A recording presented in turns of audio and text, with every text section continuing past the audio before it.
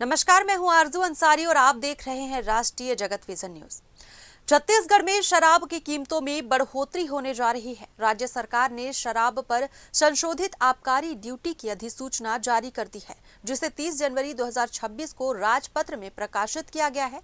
इसकी नई दरें 1 अप्रैल 2026 से लागू होंगी। इसके तहत देशी और विदेशी शराब के साथ ही बियर भी महंगी होंगी। अधिसूचना के अनुसार विदेशी शराब पर ड्यूटी अब रिटेल सेल प्राइस के आधार पर तय की जाएगी, यानी जितनी महंगी ब्रांड की शराब होगी उस पर उतना ही अधिक टैक्स देना होगा। इसके अलावा देशी शराब, बियर और रेडी टू ड्रिंक पेय पदार्थों पर भी टैक्स बढ़ाया गया है। नई आबकारी नीति 2026-27 के तहत एक और बड़ा बदलाव ये किया गया है कि अब राज्य की सरकारी शराब दुकानों में शराब कांच की बोतल की बजाय प्लास्टिक की बोतल में बेची जाएगी।